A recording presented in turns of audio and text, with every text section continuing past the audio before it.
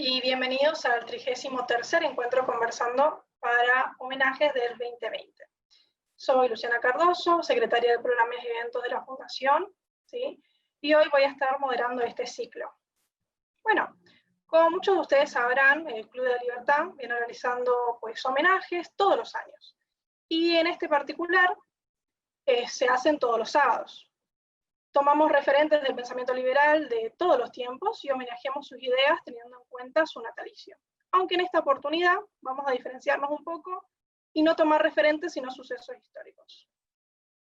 Mientras se van uniendo las demás personas, les voy a recordar que por participar del homenaje pueden solicitar un certificado que es gratuito para socios y tiene un costo de 200 pesos para los demás.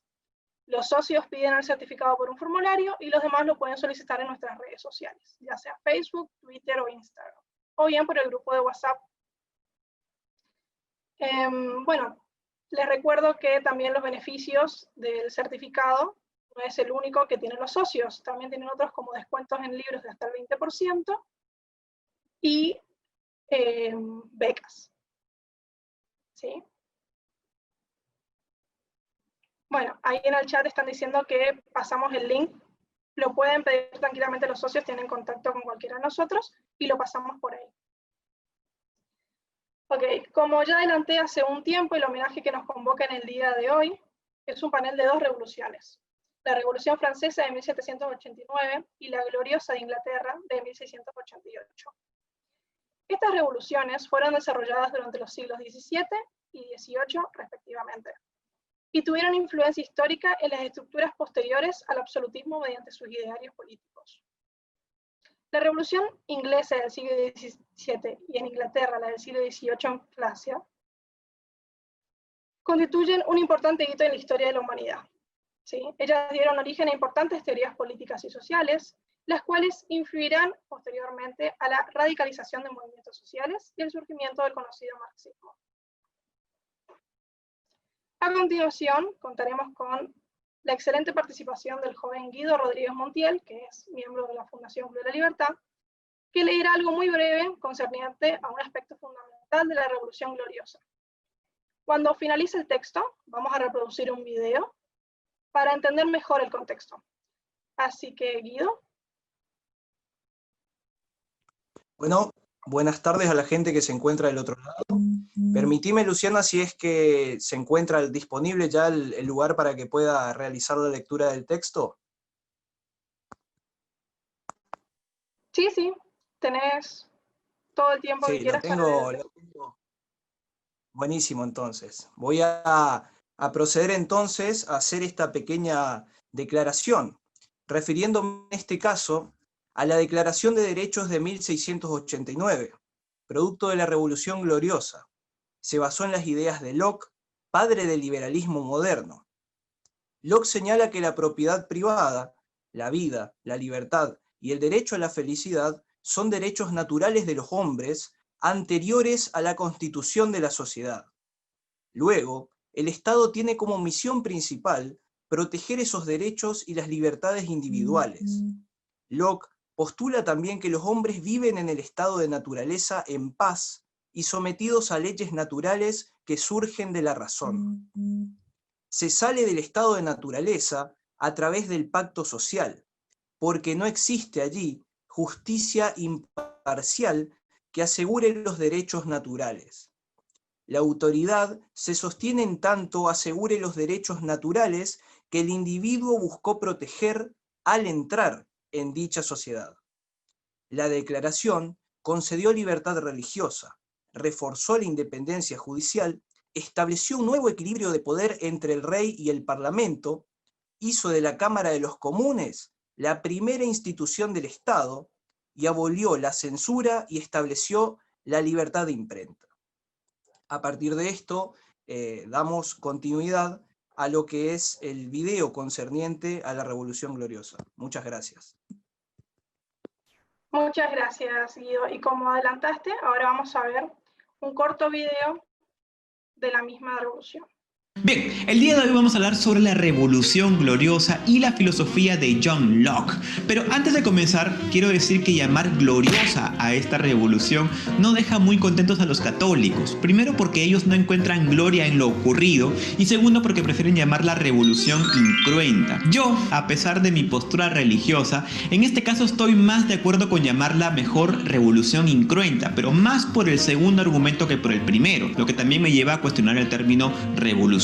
Y es que o bien lo ocurrido en el año 1688 en Inglaterra no es una revolución, o por el contrario es el paradigma de todas las demás revoluciones, o lo que deberían haber sido. En todo caso fue un hecho único en su especie, pacífico y determinante, dado que desde ese entonces la política en Inglaterra se ha mantenido más o menos igual desde entonces, y como decía Bertrand Russell, no ha sido necesaria otra revolución en esas tierras. En fin, ¿de qué se trató la revolución de 1688? Bueno, que se derrocó a un rey católico, a James II, o Jacobo II para los amigos, y con él cayó la monarquía absoluta en la Inglaterra y se instauró una monarquía parlamentaria, con la cual poco a poco el rey ha ido perdiendo el poder frente al parlamento. Resulta que antes de la coronación de Jacobo II había muchos conflictos sociales en Inglaterra, muchos de ellos provocados por sus predecesores que habían intentado unificar las coronas de Escocia, Inglaterra e Irlanda, habían disuelto sucesivamente el parlamento y hasta habían provocado una guerra civil. Entonces, en el año 1685, Jacobo II asume el mandato con muy pocas ganas de arreglar las cosas. Desde el principio, Jacobo intentó ganarse el apoyo de los católicos poniendo fin a las restricciones religiosas en Reino Unido. Desde su posición él tenía un poder por encima de la iglesia y le era muy fácil favorecer a obispos católicos y miembros del clero en perjuicio de los protestantes, y no solo en puestos eclesiásticos, sino también en cargos civiles y militares. Además, muy bien, nuevamente Guido va a leer otro texto, pero esta vez concerniente a la Revolución Francesa, y de vuelta al finalizar el texto vamos a ver otro video en esta oportunidad sobre la misma revolución. Bueno, el próximo texto entonces se trata sobre la Revolución Francesa, como bien dijo Luciana, y habla acerca de que la Revolución Francesa ha sido el mito fundador del sistema democrático y de los principios sobre los que tal sistema se asienta, empezando por el carácter infalible de la voluntad general. Esta condición de la Revolución Francesa, de mito inaugural de la democracia, hace posible en todo caso que se sometan a crítica determinados aspectos del proceso revolucionario, pero está absolutamente vedado discutir su carácter benéfico para el progreso de la humanidad. Esta tarde trataremos de enfrentarnos a esa inercia. Tradicionalmente, para explicar esta revolución, se han esgrimido causas de naturaleza socioeconómica, pero lo cierto es que sin atender a los fenómenos de orden político o filosófico que las impulsa, su comprensión resulta por completo imposible. Los estados generales, convocados por el rey Luis XVI, se convirtieron de la noche a la mañana en una asamblea nacional investida de soberanía absoluta y encarnación, no ya de un orden social concreto, sino de una abstracta voluntad general. ¿Cómo se hizo posible esta metamorfosis? Muchísimas gracias, Guido. Ahora, como bien advertimos, vamos a ver nuevamente otro video. La Revolución Francesa fue el cambio político-social más importante que se produjo en Europa a finales del siglo XVIII. Fue un periodo violento en el que se derrocó el antiguo régimen, para acabar instaurándose un nuevo régimen donde la burguesía, apoyada en ocasiones por las masas populares, se convirtió en la fuerza política dominante. Veamos los detonantes que iniciaron esta revolución. Siglo XVIII. Nos hallamos en Francia. La corriente de pensamiento vigente es el pensamiento ilustrado. Las ideas de gente como Voltaire, Rousseau, Montesquieu han hecho mella en la sociedad. Sostenían que el conocimiento humano podía combatir la ignorancia, la superstición y la tiranía para construir un mundo mejor. Este tipo de pensamiento se expandió a través de reuniones realizadas en casas de gente adinerada, en las que participaban intelectuales y se hablaba de filosofía, política y literatura. Se leía la Enciclopedia, una iniciativa de Diderot y d'Alembert que contó en sus sucesivas publicaciones con numerosos colaboradores que escribieron miles de artículos para dejar plasmado el pensamiento ilustrado. La Enciclopedia contribuyó al descrédito del sistema. Una sociedad culta que piensa por sí misma era la mejor manera de asegurar el fin del antiguo régimen. Los principios basados en la razón, la igualdad y la libertad estaban presentes en la mentalidad de los franceses. No solo de los franceses, las ideas ilustradas se habían extendido por Europa y sus colonias. Al otro lado del océano, la Ilustración había servido de impulso para que un 4 de julio de 1776 las 13 colonias norteamericanas consiguieran su independencia. Francia se hallaba bajo el dominio de una monarquía absolutista. Reinaba por entonces Luis XVI, que estaba casado con María Antonieta. El poder del rey y de la nobleza eran la base de este régimen. El Estado se encontraba en una situación económica bastante precaria. Los gastos militares y las malas cosechas crearon una gravísima situación social. El pueblo pasaba hambre, mientras el lujo y el despilfarro del rey y la nobleza continuaban como si nada, endeudando más las arcas del Estado. La mentalidad ilustrada más el descontento social provocaron el caldo de cultivo perfecto para que estallara la revolución. Pero antes vamos a ver cómo estaba dividida la sociedad francesa. La sociedad estaba compuesta por 3 sectores sociales llamados estados. El primer estado era la Iglesia, no pagaba impuestos, recibía de los campesinos el diezmo, es decir, la 10ª parte del producto de sus cosechas. Solo la Iglesia podía legalizar casamientos, nacimientos y defunciones, y la educación estaba en sus manos. El segundo estado lo componía la nobleza, dueños de las tierras. La nobleza tampoco pagaba impuestos. Los campesinos les pagaban un tributo y solo podían venderles sus cosechas a ellos. Era una casta encerrada en sí misma. El primer estado y el segundo estado, es decir, el clero y la nobleza, sumaban un 3% de la población. El tercer estado comprendía el 97% de la población restante, y su composición era muy variada. Por un lado estaba la burguesía, formada por los ricos comerciantes y banqueros, los profesionales liberales, médicos, abogados, también por artesanos y pequeños comerciantes. Por otra parte existían campesinos libres, pequeños propietarios, arrendatarios y jornaleros. El tercer estado carecía de poder y decisión política, pero pagaba todos los impuestos, hacía los peores trabajos y no tenía ningún derecho. La burguesía necesitaba tener acceso al poder y manejar un Estado centralizado que protegiera e impulsara sus actividades económicas, tal como venía ocurriendo en Inglaterra. Muy bien. Ahora que hemos visto ambos videos, vamos a empezar con nuestra presentación de los brillantes oradores que vamos a tener en esta oportunidad. En el homenaje de hoy contamos con la participación de Marcos Niveiro, que es estudiante de Historia y coordinador del equipo de homenajes de la Fundación, con Carlos von Joroch, que es profesor de la Cátedra de Historia de la Secundaria de Colegio Japonés Paraguayo, además de ser asesor de la Dirección de Cultura de la Cámara de Senadores de Paraguay y miembro correspondiente de la Academia Paraguaya de la Historia.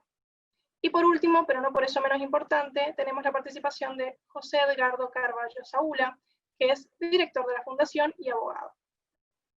Les recuerdo a los oradores que los tiempos de exposición son de 15 minutos, de los cuales se le puede agregar 5 minutos más para cerrar alguna idea.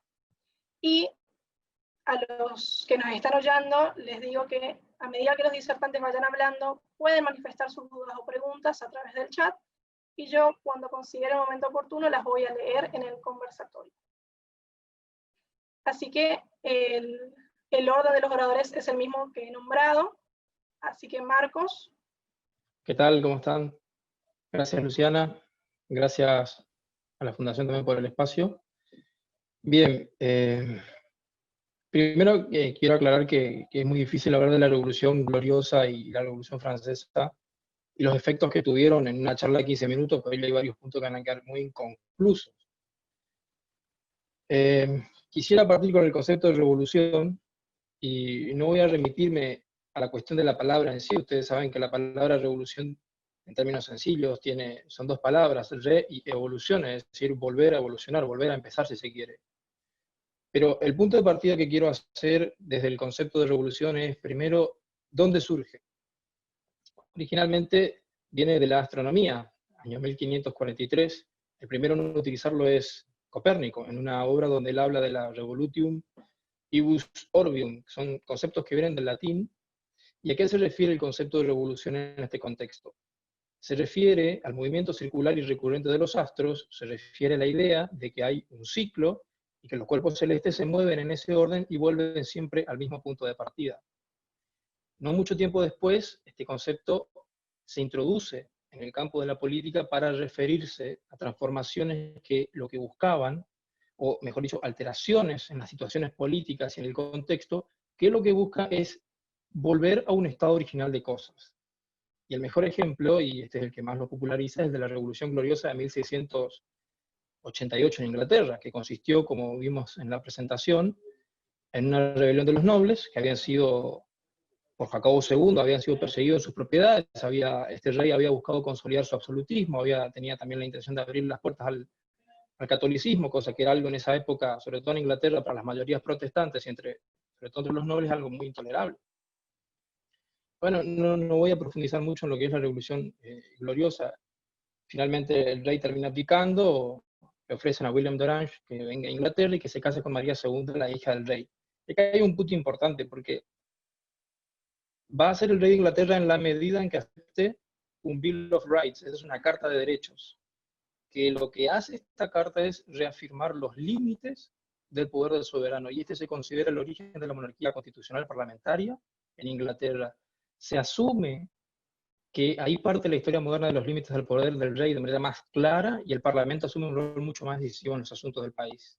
Ahora, ¿qué es lo interesante en este concepto de revolución? En este contexto, si ustedes miran la carta esta de derechos, este Bill of Rights, sobre todo más cerca al final, dice, en estas circunstancias, declaran, en primer lugar, como han hecho en casos semejantes sus antepasados, para defender y asegurar sus antiguos derechos y libertades. Es decir, esta revolución que se llamó gloriosa porque no hubo prácticamente derramamiento de sangre, por eso la llamaron gloriosa, creo que incluso en la misma época se la llamó gloriosa, no hubo violencia, se considera de todas maneras una revolución porque lo que se hace es, se restaura el orden de derechos que históricamente traían los ciudadanos, los nobles en este caso, porque claro que los ciudadanos en esa época no eran todos, no solamente los. Pero significa un paso muy importante en la historia de la protección de los derechos individuales. Inglaterra ya había tenido, si ustedes recuerdan, en la Edad Media, la famosa Carta Magna, donde al hermano menor de Ricardo Corazón de León, al rey Juan Sin Tierra, sus nobles también se le habían levantado y le habían hecho firmar una carta, la famosa Carta Magna, que es más o menos el contexto. Entonces yo siempre suelo citar que es el contexto de Robin Longstride, famoso Robin Hood, que a la izquierda tanto le gusta citar, que hoy en realidad Robin Hood le robaba al recaudador de impuestos, y hoy en día le estaría robando a la FIP. Pero bueno, eso ya es tema de otra charla. Entonces, quiero seguir con esto. Tengamos presente que la revolución en este contexto indica el retorno a un origen. Estoy todavía en la lógica de la astronomía, pero ahora en materia política. La Declaración de Derechos del Hombre y del Ciudadano, que viene como producto de la Revolución Francesa en 1789, que fue inspirada en principio por facciones liberales dentro de la Asamblea, tiene en principio también menciones a un retorno a un origen que se ha olvidado y que ha sido aplastado por el Estado francés, en especial en este caso por el rey Luis XVI. Y si nos fijamos en la apertura de esta declaración, dice que el olvido y el menosprecio de los derechos del hombre son la causa de las calamidades públicas, y que entonces se hace una declaración para recordarles, porque ellos no están inventando derechos en ese momento, ellos sostienen que esto es algo que ya había antes y que no hay que olvidar, y que ellos quieren recordar en este acto solemne declarativo, y además asumen, esto es súper importante, que las masas y también los gobiernos suelen olvidar los derechos que por naturaleza tienen los seres humanos. Entonces, hay una alusión a una protección de los derechos. Ahora ya para pasar más de lleno a lo que es la Revolución Francesa,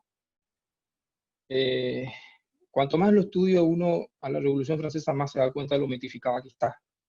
La mayoría de las interpretaciones actuales no son liberales, en realidad las más clásicas son más bien marxistas, y que plantean la revolución como una lucha de clase, la burguesía emergente, que vence al antiguo régimen, pero en rigor a la vista no hay una interpretación liberal. A lo mejor lo que hay es una interpretación más reaccionaria, que es la que nos gusta a los que no somos marxistas, por decirlo de una manera. Y digo que es muy mitificada porque siempre se nos presenta como la apoteosis de la luz, la apoteosis de la ilustración, la apoteosis del género humano que por fin llega a sus más altas cumbres. Yo creo que la Revolución Francesa no está bien tratada desde el punto de vista libertario en general, como buena parte de la historia, en realidad, porque la historia normalmente la escribe quien sabe de historia, pero que tiene poco conocimiento de economía austríaca, por ejemplo, o de teoría política liberal, y por lo tanto muchos de los análisis que hacen, a mi entender, no refleja toda la realidad de lo que está discutiendo. Y esto se ve claramente en la Revolución Francesa, cuando muchos historiadores, como Eric Hobsbawm, que fue el que me enseñaron, el que me dieron a mí para estudiar en el instituto donde yo estudio, cuando muchos historiadores analizan la Revolución Francesa y analizan, por ejemplo, las consecuencias económicas, por ejemplo, los decretos de los precios máximos, o toda la inflación de los asignados, que eran una especie de bonos que tenían, no aciertan muy bien a explicar lo que pasa porque creo que les falta una teoría económica que explique lo que va a pasar con esas medidas.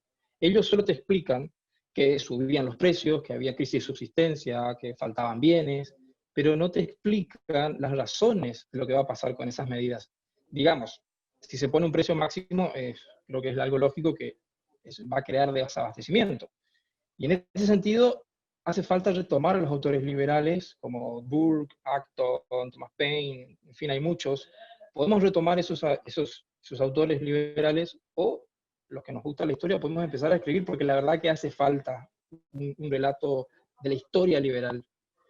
Yo no le tengo mucho aprecio a la Revolución Francesa, esto podemos discutirlo, pero siempre se nos presenta como una especie de bendición, siempre como rompimos las cadenas de la esclavitud, ahora somos libres, etc. Y quisiera partir con esto de la revolución, con un poco de estaciología, que es la disciplina que estudia tanto los partidos políticos como las revoluciones. Esta es una rama de la ciencia política, yo no estudio política, pero algo investigué. Y si nosotros nos fijamos en la Revolución Francesa, se cumplen muchos rasgos de lo que es una revolución en el sentido puro. Cuando hablamos de estaciología, hablamos de todas las formas de tumultos, los cambios de poder más o menos que son violentos, que puede existir, es decir, desde el tumulto, cuando las turbas toman un sitio, eso no es una revolución, eso es simplemente un desorden, una revuelta que normalmente se extingue al carecer de organización, y tenemos entonces todas las teorías de los golpes de Estado, o de los golpes palaciegos, muy comunes en esa época. Pero la revolución es algo distinto, es un cambio radical, no solo en el poder político, sino también en la forma económica, en la forma de la estructura de propiedad, incluso en las costumbres del país. Los otros ejemplos que mencioné anteriormente son solo un cambio en el poder. Incluso muchas guerras civiles son luchas entre facciones, son entre bandos. Ejemplos de la América Latina del principio del siglo XIX, esto abunda, pero lo que sí es que no altera radicalmente la forma de vida del país.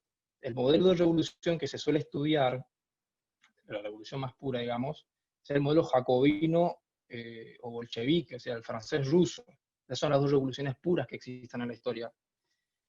Las revoluciones son un tema muy interesante porque es toda una rama de la ciencia política que intenta explicar el misterio del poder. ¿Por qué unas personas se levantan? ¿Por qué toman el poder? ¿Y por qué luego se convierten en algo totalmente distinto? Una cosa bien curiosa. Hay varios teóricos que explican la revolución. Uno que a mí el que más me gusta es Gordon Tullock, en su libro sobre los golpes de Estado. Hay muchos autores, claro. Explican los rasgos en términos, varios rasgos. Uno de los primeros rasgos que ellos explican la revolución es en términos de una privación relativa. Es decir, que las revoluciones se darían en etapas de crecimiento sostenido, hay un crecimiento económico, y que de repente esto lleva a un pequeño corte, hay un quiebre ahí, y entonces las expectativas de las personas se ven frustradas, y no se dan en situaciones de pobreza o situaciones de miseria. Es decir, los países pobres están más preocupados por buscar comida normalmente, tiene que tener cierto nivel de renta, tiene que tener cierto nivel de crecimiento económico para poder hacer la revolución. Porque como dije, los países pobres están más bien postrados. Son los momentos de crecimiento y de repente cae la economía donde toda una generación queda frustrada y tiene que esperar entre 10 años para poder... Entonces ese sería el momento propicio para hacer la revolución. Entonces tiene que haber una privación relativa. Hay también, dicen estos teóricos, una inconsistencia de estatus. Normalmente hay clases nuevas que van apareciendo, se van obstaculizando por clases políticas viejas que están ocupando el sitio de poder. Por ejemplo, la aristocracia del antiguo régimen frente a la burguesía que está ascendiendo y se ve frenada por todo este sistema. Entonces, ahí se genera, el concepto no es mío, dice, una circulación de las élites, hay un cambio más o menos violento de la élite. También hay, me pareció muy interesante, una inteligencia frustrada. Esto es un conjunto de intelectuales frustrados, muy ambiciosos, y en el sentido que no ocupan los cargos en la administración gubernamental que ellos creen que deben ocupar, o los cargos en la academia que ellos creen que merecen. Entonces, ¿qué hacen? Agitan a la sociedad contra el viejo régimen, y además a esto se le suma una clase política inepta. Tiene que haber una clase política estancada, como era la del antiguo régimen, la aristocracia. Aquí hay un debate, dicen algunos que no, pero en rigor también lo mismo se puede aplicar a la Revolución Francesa, lo que era la aristocracia zarista, porque si ustedes se fijan en la Revolución Rusa, y esto sí, la clase política era incompetente para poder frenar a los Narodniki, por ejemplo, o a los nihilistas rusos, a todos estos movimientos revoltosos que iban apareciendo previa a 1917, la Revolución Rusa. Y la Revolución Francesa cumple todos estos principios. Se da un momento de crecimiento económico, con una crisis que está inducida por la deuda. Recuerden que ellos intentaron ayudar a los norteamericanos en su independencia, y antes, eso ya venía de antes, de la Guerra de los 7 años, y que esto por supuesto se exacerba con la crisis de 1788, hay una crisis ahí de las cosechas. Lo cierto es que todo esto da las circunstancias que según los teóricos es necesario para que se dé la revolución. Y esta dinámica es similar en casi todas las revoluciones, muy paralela sobre todo con la Revolución Rusa. Primero, hay una revuelta, se expulsa a los contrarrevolucionarios, por ejemplo, se expulsa a los emigrados, a los nobles, a los defensores del antiguo régimen. En el caso ruso se expulsa a los zaristas, a los terratenientes, y quedan los revolucionarios. Y dentro de ellos ya se dividen. En el caso francés, girondinos, jacobinos, son ambos revolucionarios, y son mucho más parecidos de lo que parecen. Entonces, se van instalando poco a poco en el poder, y empiezan sus luchas. El mismo caso en Rusia, entre mencheviques y bolcheviques. Ambos son revolucionarios y son casi indistinguibles, y una vez en el poder, el más duro, la facción minoritaria siempre es, porque en ambos casos son minoritarios, tanto los bolcheviques como los jacobinos, pero son más hábiles, están mejor organizados, y ¿qué hacen? Expulsan a la otra facción, y luego las purgan. Este es un dato muy interesante, que cuando los purgan. Y después se purgan entre ellos. Es exactamente igual en los dos casos. Yo estaba mirando, por ejemplo, Robespierre, primero se apoya en lo que sería la derecha de su partido, el Partido Revolucionario Jacobino, porque claro que después las luchas son dentro del mismo partido jacobino. Entonces, ¿qué hace Robespierre? Se apoya en Danton para acabar con la izquierda revolucionaria, que eran los libertistas. Luego se vuelve contra Danton y le corta la cabeza a Danton. Y todo esto en cuestión de semanas, porque la Revolución Francesa, esto es una velocidad de vértigo, va pasando, muy rápido va pasando todo. De hecho, hay historiadores que dicen que dentro de la Revolución Francesa hay varias revoluciones más. No hay una sola, lo que quiero decir. Y al final el mismo Robespierre también, después, es guillotinado, y queda un hombre duro siempre, Napoleón en este caso, que él llega con el golpe de Thermidor. Thermidor era el mes del... los revolucionarios habían creado una sociedad de cero, entonces Thermidor era el nombre de un mes que habían creado. Esto tiene que ver con la descristianización que se produce. Y el mismo caso en Rusia pasa lo mismo, purgan a los mencheviques, después se purgan entre ellos. Fíjense, los juicios de Moscú, hay una obra de Kessler muy, muy interesante que se llama El Cero y el Infinito, donde muestra lo que son los juicios de Moscú, donde los propios bolcheviques son juzgados por Stalin.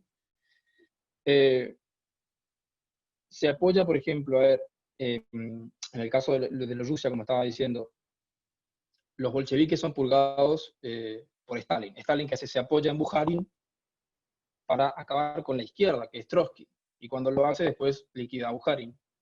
Es cierto que no todo pasa exactamente igual, las condiciones no son las mismas, quiero aclarar esto, incluso son revoluciones de otro tipo, pero la mecánica es siempre la misma. Las revoluciones, como Saturno dice una frase, siempre devora a sus hijos. Al final siempre queda un oportunista que liquida a los revolucionarios originales. No sé cómo estoy de tiempo, Luciana, quisiera una frasecita leerla para finalizar ya. Perfecto. Hay una frase de un autor que se llama Sartori, que yo encontré, que me interesó mucho porque resume por qué la Revolución Francesa fue un fracaso. Y dice así: la presión de los ideales y la resistencia a la realidad. La valoración de cualquier hecho exige una evaluación crítica entre lo que es y lo que debe ser. El contraste entre ideales y realidad requiere una delicada administración del ideal. Un ideal será constructivo si se proyecta sobre su mundo, pero se volverá destructivo al dirigirlo a otros mundos alternativos. Entre ideal y realidad debe mediar retroalimentación, en ningún caso reacción. La buena concepción del ideal será el resultado de ideas bien pensadas y, a su vez, el pensamiento establecerá coherencia entre concepción y percepción. La realidad no entra en la cabeza de los hombres. Los asuntos humanos se configuran a partir de lo que los hombres tienen en la cabeza. Eso es todo. Muchísimas gracias, Marco. Gracias por la exposición y por respetar los tiempos. Ahora vamos a escuchar a Carlos von Horoch. Señor Carlos, cuando quiera empezar, puede. Muchas gracias, Luciana, y buenas tardes para todos acá desde Paraguay, ¿verdad? Bueno, a mí me toca hablar sobre el rol de la mujer, tanto en la Revolución Gloriosa como en la Revolución Francesa. Primeramente, me parece que para poder hablar y mostrar, porque son situaciones distintas, la Revolución Inglesa, justamente como había explicado Marcos, ¿verdad? Es bien distinta la Revolución Inglesa que la francesa, tanto en los tiempos, como también en los objetivos y por quiénes fueron también los actores. En cierta forma, entonces nos muestra un contraste en cuanto al rol de las mujeres entre ambas revoluciones. El rol de las mujeres en las llamadas revoluciones burguesas se ha ido transformando a medida que estas sucedían.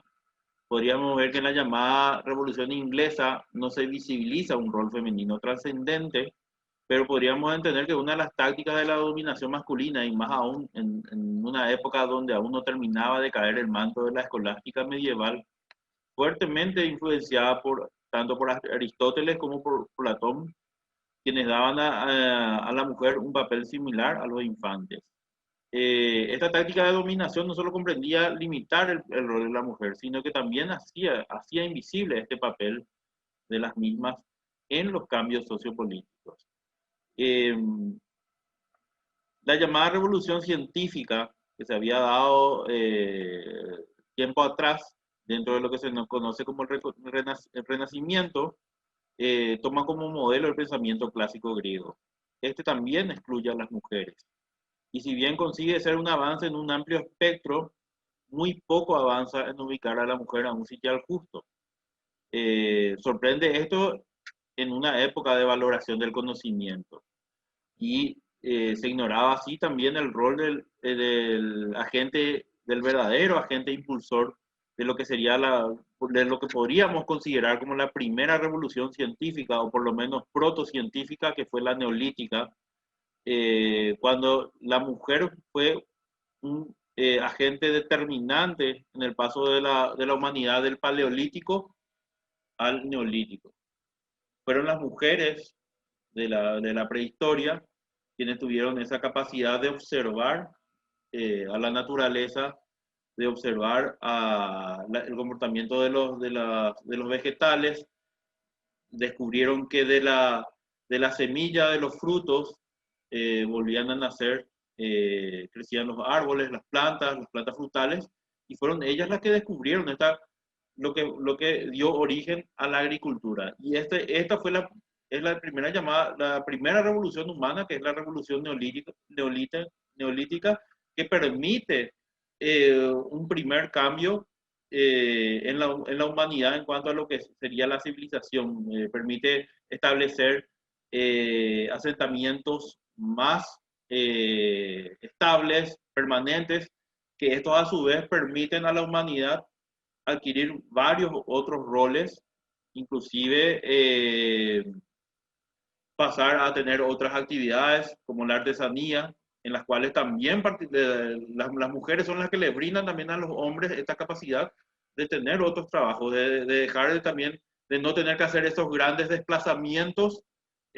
como cazadores, entonces poder también trabajar en torno a sus núcleos poblacionales y generar lo que sería la artesanía y posteriormente las grandes ciudades y el comercio. Esto es un logro de las mujeres. Y lastimosamente, tiempo después, quedan las mujeres relegadas hablando en un amplio espectro, alguna que otra cultura le da un rol más importante, pero si hablamos en un sentido amplio, nuevamente la mujer queda relegada y queda prácticamente dejada fuera de lo que son lo que es el pensamiento, el trabajo, con varias excepciones también de que hay mujeres pensadoras, hay mujeres que pudieron sobresalir en distintas culturas, pero bueno, siempre hablando en un marco amplio, ¿verdad? Y ahí me hago la pregunta, ¿verdad? ¿Cuántos años nos hemos atrasado como civilización relegando a la mujer a roles impuestos equívocamente? Siendo que la mujer con esa capacidad de observación nos brindó el paso del paleolítico al neolítico y luego cae bajo nuevamente el olvido, esa capacidad de la mujer de observación y de procesar las ideas. Y nuevamente entramos en una etapa donde no se le da a la mujer un lugar correspondiente. Ya en la llamada Revolución Inglesa, los papeles visibles están en el Parlamento y en la burguesía. Y un rol más visible de la mujer podría darse en la estructura a romper, ¿verdad? Porque tenemos el caso de las reinas dentro de la monarquía, pero el contraste mayor se da en la exclusión de la mujer en los distintos acuerdos y beneficios de la misma revolución, por lo menos en los originales. Ya dentro de lo que es la Revolución Francesa, se da una participación más activa, bien diversa de la mujer. La mujer pasa a ser, no solo pasa a ser carne de cañón, inclusive, porque la mujer pasa a ser combatiente, pasa a ser manifestante, se manifiesta en las calles. Las mujeres del mercado de París organizan una marcha, toman Versalles, sitian Versalles, son recibidas por miembros del Parlamento, las mujeres abuchean, y aparecen también mujeres con pensamiento. Inclusive ya antes del estallido de la Revolución Francesa tenemos a una dramaturga de nombre Marie Gousse, ¿verdad? Que es conocida como Olimpia de Gouges, ¿verdad? Que escribía obras de teatro y en las cuales escribe una obra de teatro dedicada a la esclavitud de la raza negra, lo que le condenó a estar justamente presa en la Bastilla. Posteriormente, ya durante la Revolución Francesa, ella forma parte de los girondinos y se enfrenta especialmente con Robespierre. Y ella declara, o sea, exige una mayor participación de la mujer en los distintos estamentos.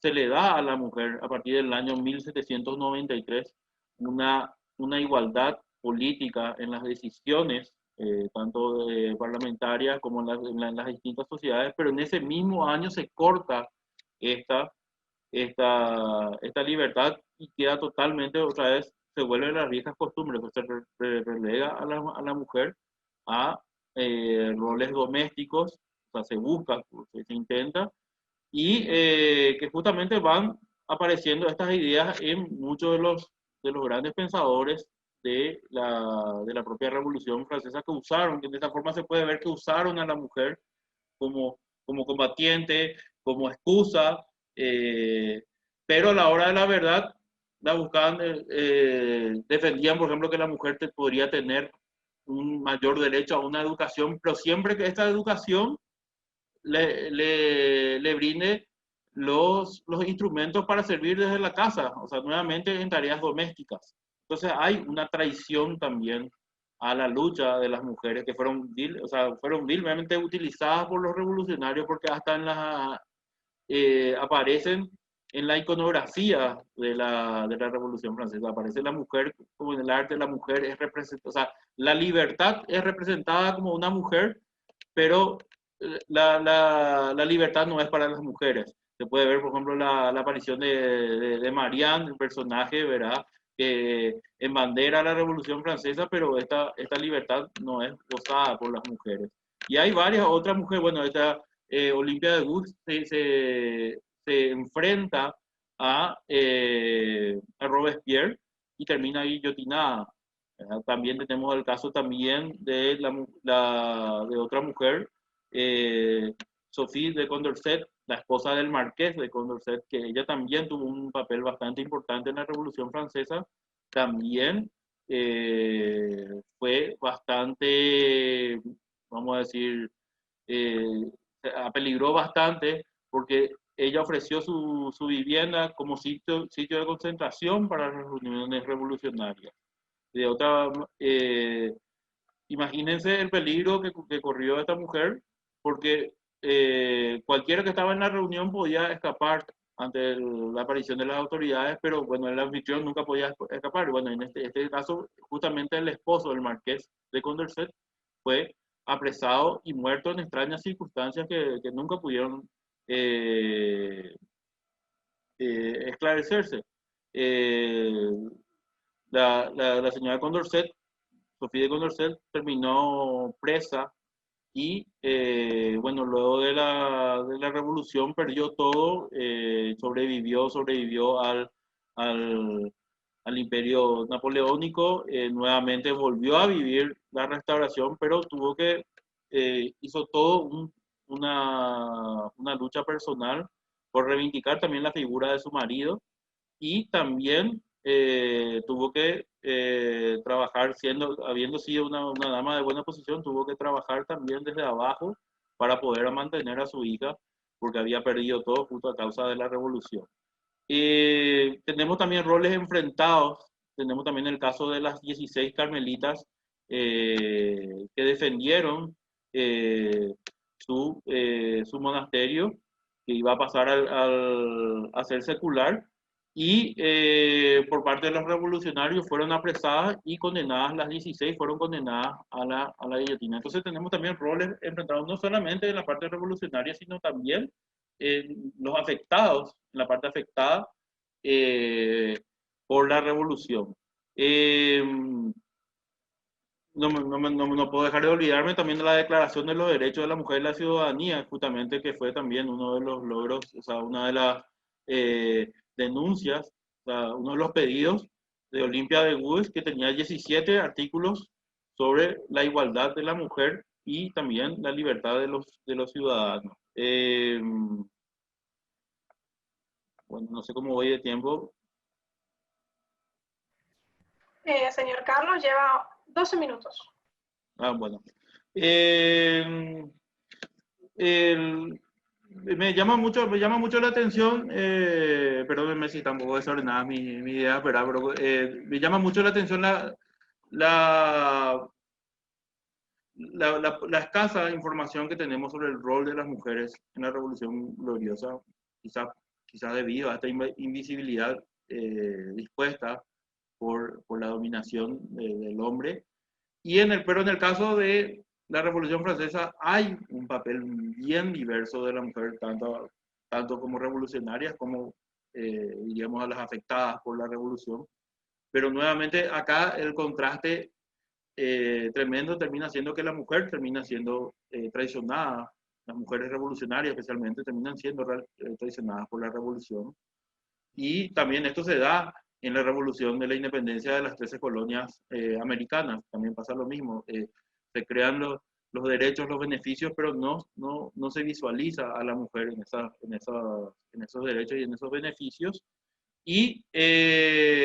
Pero, si bien se podría decir que para la mujer la Revolución Francesa podría haber sido un fracaso, la revolución interna de las mujeres revolucionarias francesas persiste y logra una victoria, porque a partir de la Revolución Francesa, que si bien, como habíamos dicho, no les dio el sitio adecuado, las mujeres empiezan a ser conscientes de que tienen que empezar a organizarse, a manifestarse, y de esta forma se da inicio a lo que sería el feminismo ilustrado, o sea, sería uno de los puntales de inicio del feminismo ilustrado, que sería lo que se conoce como la primera ola del feminismo. De mi parte es todo, así que muchas gracias. Por ahora, por lo menos, esperamos las preguntas. Muchísimas gracias, señor Carlos Monforoch. Ahora vamos a escuchar a Edgardo Saúla. Así que, Edgardo, cuando quieras empezar. Muchas gracias, Luciana. En primer lugar, yo les quiero hacer una pregunta a todos los que están participando en la sala, y es la siguiente. Si alguna vez alguien, ya sea en la escuela secundaria o en la universidad, todos los que estudiamos ciencias sociales y políticas, nos han enseñado acerca de lo que fue la Revolución Gloriosa o la Revolución de 1688 de Inglaterra. Yo me atrevo a afirmar con toda seguridad que sin dudas que no. La única revolución que nos enseñaron como ícono de la libertad del hombre a través de la historia ha sido la Revolución Francesa. Por ello es que muchas veces quienes tenemos ese espíritu de curiosidad nos lleva a descubrir ciertas revoluciones, ciertos sucesos históricos. Y en particular a mi criterio, lo que sucedió en 1688 en Inglaterra ha cambiado la historia del mundo. Desde los primeros tiempos, la gente ha vivido en la pobreza, y a partir de esa fecha, a partir de 1688 y 50 años más tarde que aparece la Revolución Industrial, crece los niveles de riqueza, los niveles de tasas de salud, es decir, que los pueblos comienzan a tener bienestar. Pues bien, vamos ahora a lo que hablaba un poco, se habló un poco incluso en el video, de si estamos en la Revolución Gloriosa o en la Revolución o en el acontecimiento de 1688, estamos ante una revolución, estamos ante una evolución, estamos ante un golpe de Estado, o, a mi modesto entender, lo que yo creo, de acuerdo al pensamiento de Locke, es una disolución del gobierno como consecuencia de que este propio gobierno ha conducido en contra de los intereses y de la propiedad de los súbditos. Entonces, recordemos la teoría del contrato de Locke para tener esta idea a la que estoy haciendo referencia. Pero básicamente, las grandes diferencias y las grandes, digamos, los grandes sucesos cruciales y políticos que ha vivido Inglaterra ha sido básicamente por dos cosas: una disputa entre lo que es la monarquía absoluta y el derecho divino de los reyes y las ambiciones absolutistas de los mismos, y por otra parte la disputa religiosa, lo que es la religión anglicana, el catolicismo, que Escocia se ha mantenido en ese sentido firme, y la aparición de las distintas sectas protestantes, entre ellas el puritanismo, que va a jugar algún papel, para mi modo de ver, central en alguna cuestión referida al capitalismo, a las libertades. Básicamente, Isabel I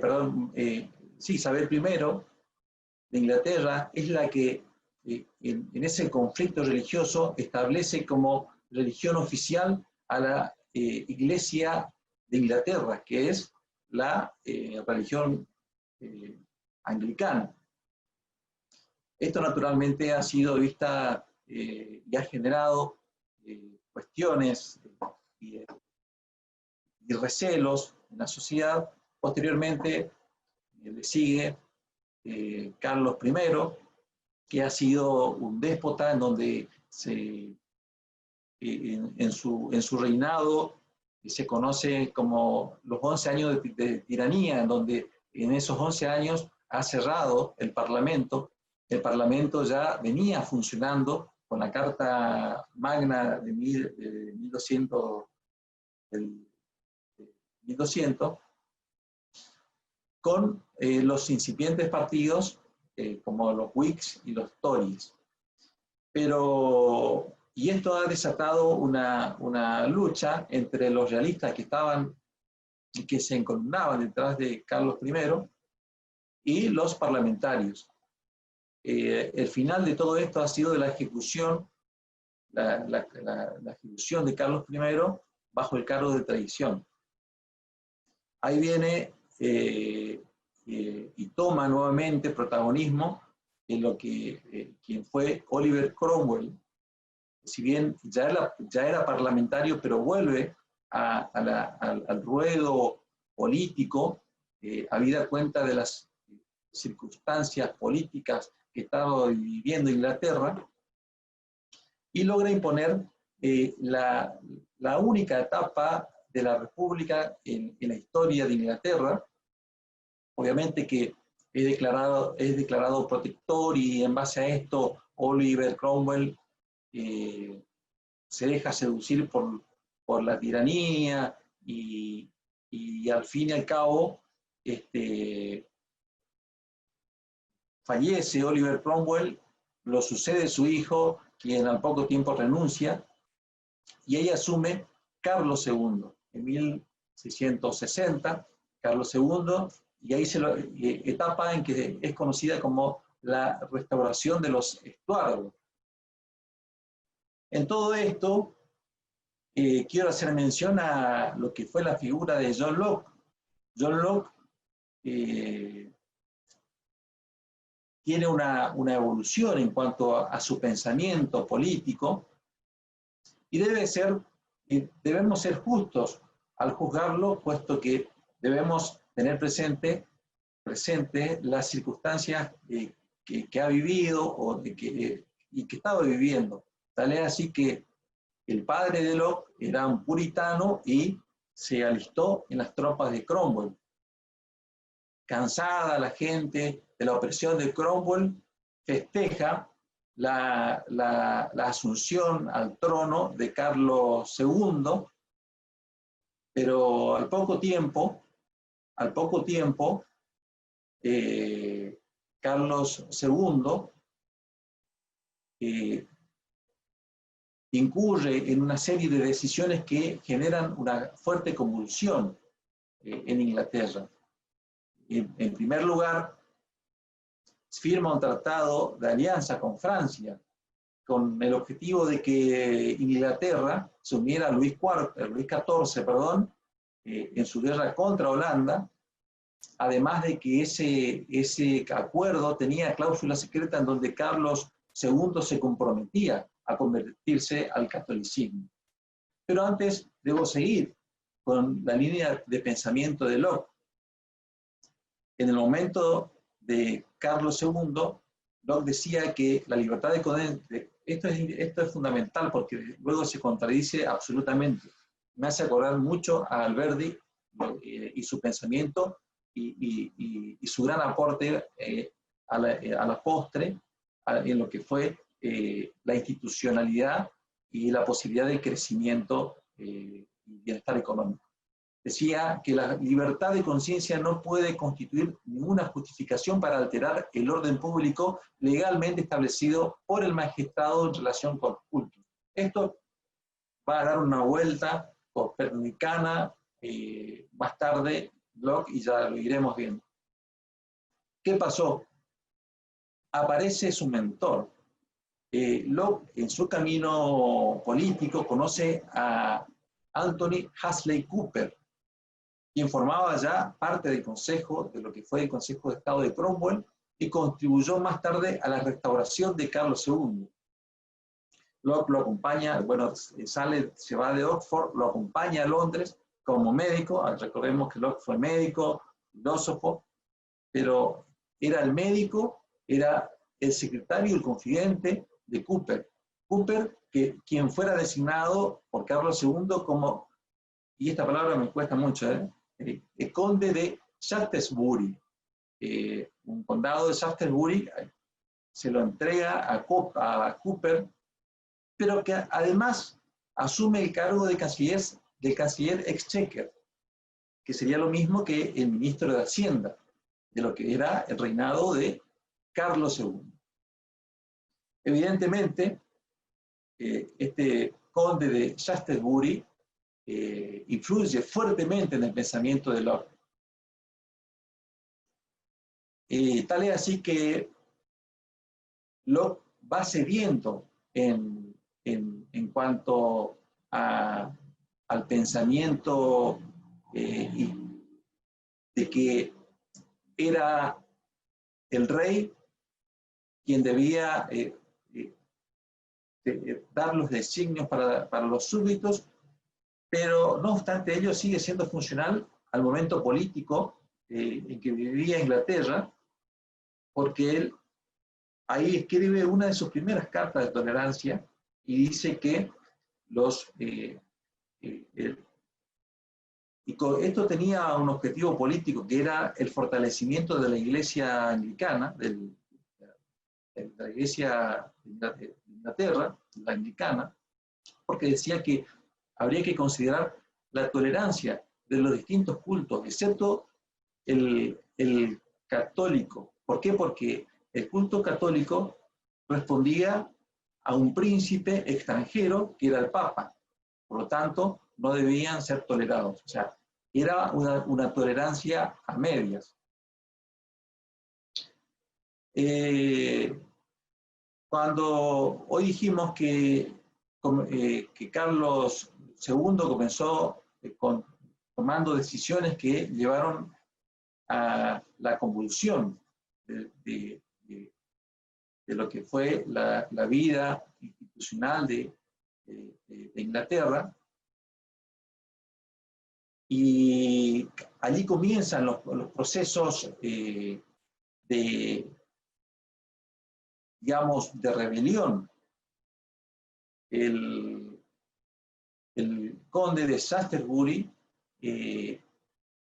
es obligado a firmar un préstamo porque Carlos II, como no tenía financiamiento del Parlamento, tenía que crear impuestos, a lo que se opone rotundamente Anthony Cooper, y en ese sentido, naturalmente que el conde lo separa de su gobierno.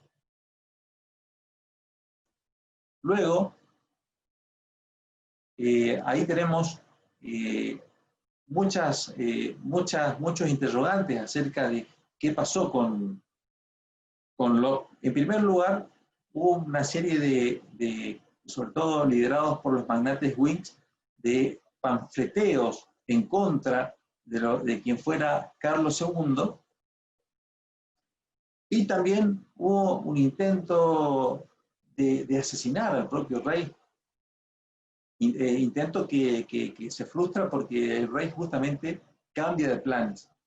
No obstante ello, se entera el rey de este intento, y de inmediato Locke va a Holanda, se exilia en Holanda, en donde ahí mantiene relaciones con muchos teólogos. Allí se los denomina remonstrantes porque son de la religión protestante, de lo que era el anglicanismo. También no nos olvidemos que el contexto internacional existía, en ese momento se estaba desarrollando la Guerra de los 9 años, y en donde posteriormente va a tener un papel fundamental cuando, tras la muerte de Carlos II en febrero del año 1685, asume Jacobo II, que si bien en principio es bien recibido por la opinión pública, pero poco a poco se va deteriorando porque elige a los católicos para desempeñar cargos principales en los puestos del Estado. Recordemos que la cuestión religiosa era una cuestión muy sensible en Inglaterra. La política de Jacobo II, y ya entrando a lo que fue la Revolución Gloriosa de 1688, no solo pretendía la recatolización del Estado, sino también la creación de un gran ejército siguiendo el modelo francés. Porque lo que pretendía era generar una alianza con Francia para atacar Holanda. Esto naturalmente despertó un gran descontento en el Parlamento y en las calles. Y en ese momento ya comenzamos y podemos hablar de lo que fue la conspiración que comienza a tejer Guillermo de Orange, que estaba casado con la propia hija de Jacobo II. Guillermo de Orange fue declarado estatúter de las principales provincias de Holanda porque ha sido una persona un personaje que ha adquirido mucho prestigio y fama de combatir por las ideas protestantes en Europa. Pero Guillermo de Orange dice que no era conveniente que un posible desembarco en Inglaterra se viera como un ataque exterior. Por lo tanto, realiza algunas maniobras políticas tendientes a llevar a cabo una fuerte campaña de publicidad interna dentro de Inglaterra sobre la necesidad de desplazar a Jacobo II. Pero este hecho se ve precipitado por dos cuestiones. Por el nacimiento del hijo de Jacobo II en 1688, lo que significaba el desplazamiento en la línea de sucesión de María, la hija de Jacobo II, esposa de Guillermo de Orange. Y también, por otra parte, el inminente ataque de Francia a las tierras holandesas. Es así que consigue apoyo y financiamiento Guillermo de Orange y desembarca en Inglaterra. Esto en noviembre de 1688. El ejército conducido por Jacobo II no opone resistencia, salvo algunas escaramuzas, pero Jacobo II sabía que no iba a tener éxito en frenarlo a Guillermo de Orange, porque aparte contaba con un gran apoyo por parte de los habitantes de los ingleses, ¿no? Jacobo II trata en principio, de oponer resistencia. Al fracasar su resistencia, huye a Francia. Este intento de huida hay una historia ahí interesante. Fracasa porque un pescador lo atrapa, lo encarcelan a Jacobo II, pero por casualidad que lo dejan escapar nuevamente. Y parece ser que todo planificado por Guillermo de Orange a efectos de evitar una fuerte decisión de tener que condenarlo a muerte, sobre todo sabiendo que todavía estaba en la opinión pública lo que ha pasado con Carlos I y su ejecución. Pero no obstante ello, ahí se comenzó a negociar naturalmente y se comenzó a tratar de lleno lo que a través de correspondencias e intercambios se hablaban entre los partidarios del partido, o de los que lideraban el partido Whigs y Guillermo, de establecer, de cómo establecer el ejercicio del trono una vez que se lo entregaba el trono. En ese sentido, hay que decir que en febrero del año siguiente, ya en 1689, al huir definitivamente a las tierras francesas, Jacobo II, el Parlamento considera que ha abdicado al trono y le ofrece de inmediato el trono a Guillermo de Orange en conjunto con su esposa María, una cuestión un poco, si se quiere, amañada, porque Guillermo de Orange no era heredero directo de Jacobo II, aparte Jacobo II tuvo un hijo que si bien era pequeño, pero era el heredero natural.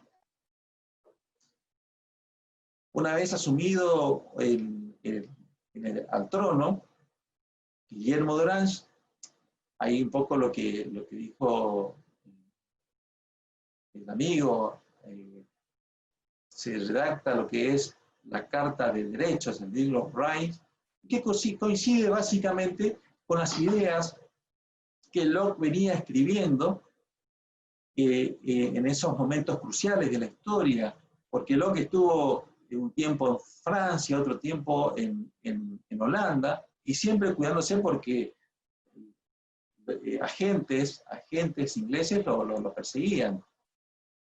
Y en definitiva, esa gran carta de derechos lo que hace es consagrar el respeto a la vida, a la libertad, a la propiedad y a la búsqueda de la propia felicidad.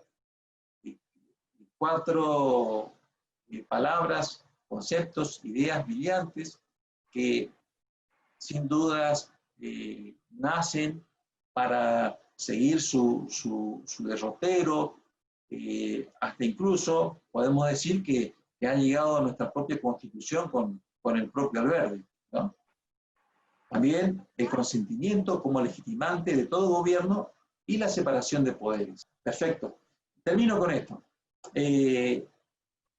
Locke, en definitiva, ha sido un poco lo que ha diseñado una cosmovisión de ideas que ha permitido que la generación sucesiva pueda progresar en paz. Y también hay que decir que esta revolución, si bien ha habido distintas guerras civiles, tanto la sociedad como la economía ha seguido más o menos un rumbo y un equilibrio, y ha habido pocas escaramuzas que ha significado cobrar o que ha cobrado vidas humanas. Por eso es una revolución, hay que destacarla, una revolución que hay que leerla, una revolución que hay que tenerla en cuenta, porque está marcando el punto de inflexión que hoy por hoy, no más de 250 años, hoy por hoy estamos totalmente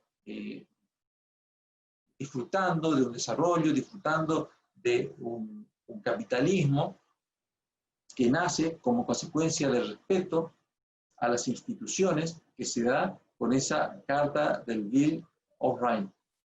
Muchas gracias. Muchísimas gracias, doctor. Muy bien, antes de abrir el conversatorio, quiero felicitar y reconocer en nombre de la Fundación el esfuerzo, el tiempo y la participación de todos nuestros oradores, Marcos Niveiro, Carlos Bonjoroch y el doctor Edgardo Saúla. Ahora bien, para participar del conversatorio, les voy a indicar que pueden dejar sus dudas por escrito. Algunas personas ya lo hicieron, los voy a leer en un poco tiempo. O si no, si quieren participar directamente por audio, me lo pueden pedir en el chat también, ¿sí?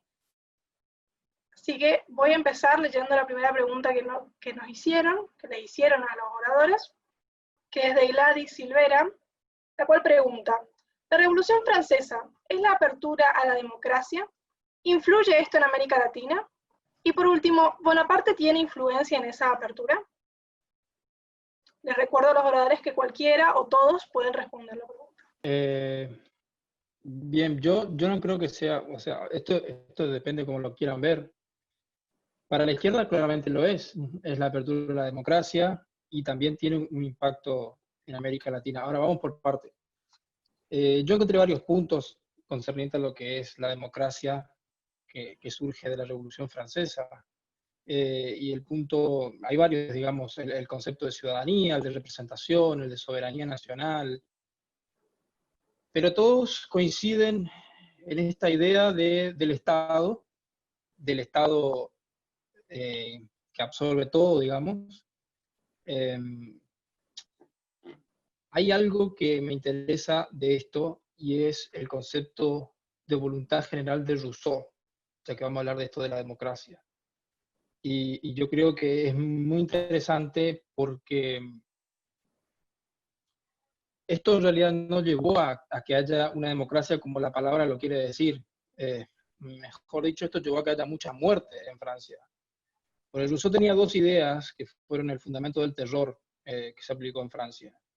Y una era la de la voluntad general, que dice que la voluntad general es contraria al interés individual y que la voluntad general radica en el gobernante, es única y no admite contradicciones.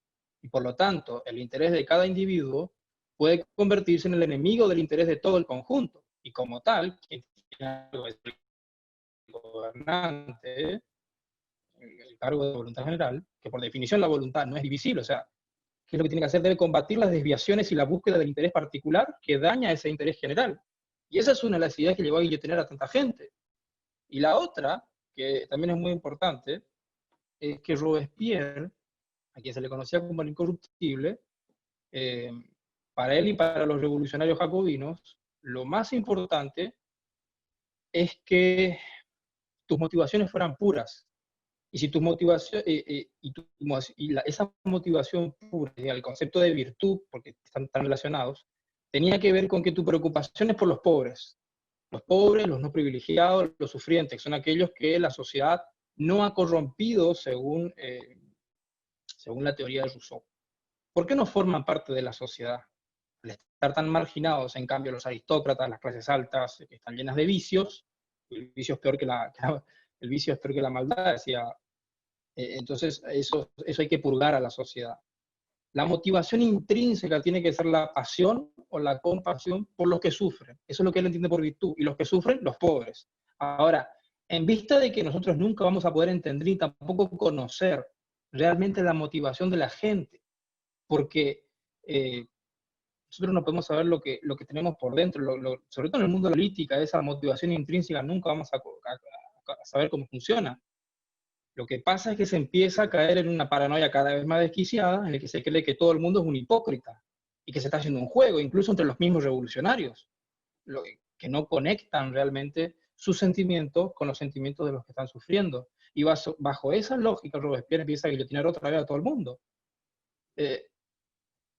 Digamos, para cerrar esta idea rápida nomás, y que quiero citar a Lord Acton, que me pareció que, porque ustedes saben que la Revolución Francesa terminó siendo una dictadura en realidad. Esto se puede debatir, digamos. Incluso hasta hay autores que sostienen que en la Revolución Francesa, en la región de la Vendée, o en la región de la Vendée, hubo mucha gente que se resistió a la Revolución Francesa. No quería ser conscripta al frente de batalla porque estaban luchando a Napoleón y contra todas las potencias centrales que desafiaban la revolución. Y toda una comarca fue asesinada por los sans-culottes, que eran como los montoneros de la revolución, eran estas vanguardias de la revolución. Y toda una comarca fue asesinada por no ser... porque acá también hay una cuestión que se puede interpretar desde el marxismo, el comunismo, que es un ataque a la propiedad todo el tiempo.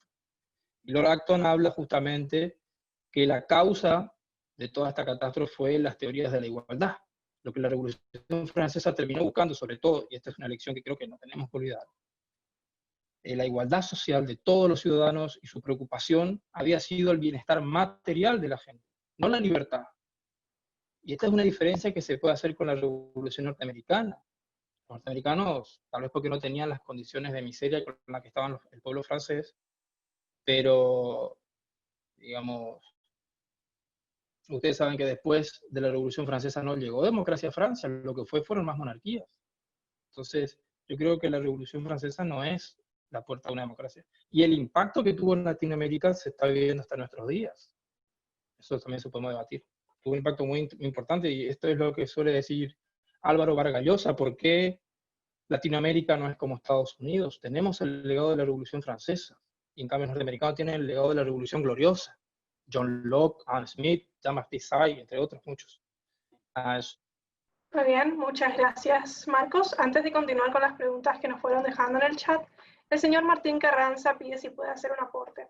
Por supuesto que lo puede hacer, le vamos a pedir que sea breve nada más. Muy breve, porque me parece muy interesante la pregunta sobre el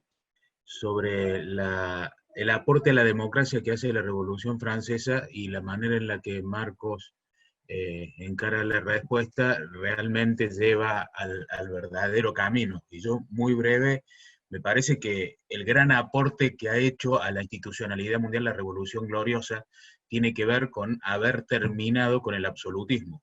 Fue la revolución que le puso límite al poder absoluto, a diferencia de lo que ocurrió con la Revolución Francesa, que en todo caso lo incentivó. Salieron de los Orleans para caer en Napoleón, que hasta un almanaque nuevo inventaron, ¿no? Hasta un calendario nuevo inventaron. La historia empezaba con ellos, como fue el sueño de todo comunista y de todo totalitario a lo largo de la historia.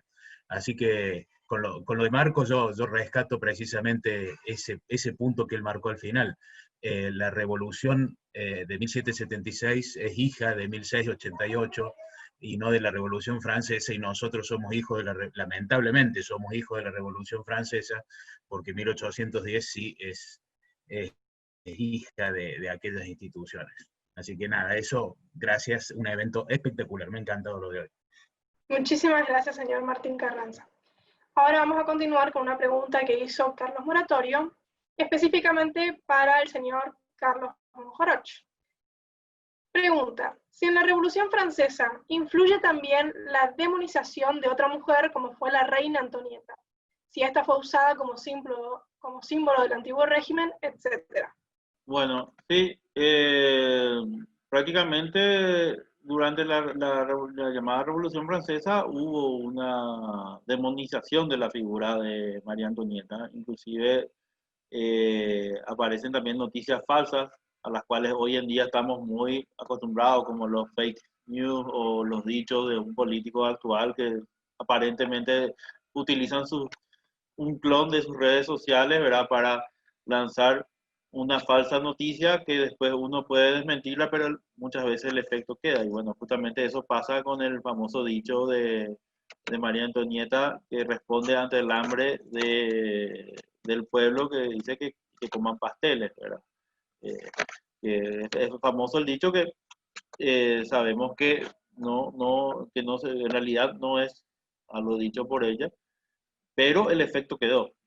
Y así como varias otras también actitudes que sí ayudaron a demonizar la figura de María Antonieta, pero también no sé si relacionarlo tanto con la mujer, sino que más bien relacionarlo con la monarquía. O sea, este intento de demonizar más bien la monarquía, y yo no lo veo por lo menos tanto como directamente a la mujer, sino más bien atacando a la monarquía, pero posteriormente sí puede ser también, puede ser tomado después como un intento de demonizar a la mujer, y también quizás un intento de los propios revolucionarios ya, aparte ya cuando intentan, o sea, cuando demuestran sus actitudes de no dar libertades a las mujeres, pero en un principio no creo que haya sido directamente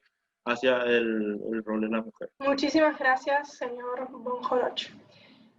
Paola Dos Santos pide participación. Por supuesto, nuevamente pedimos brevedad. ¿Qué tal? Buenas tardes. Gracias, Luciana. Me pareció excelente el mensaje que cada uno de los oradores dejó hoy. Quería reivindicar un poco lo que dijo Carlos sobre la prácticamente falta de información que se tiene sobre la mujer en la participación en la Revolución Gloriosa. Justamente yo creo más que eso viene por toda una coyuntura previa a la que estaba sometida justamente Inglaterra que cuando llegó a la Revolución Gloriosa en sí, venía con la decapitación de prácticamente tres reinas,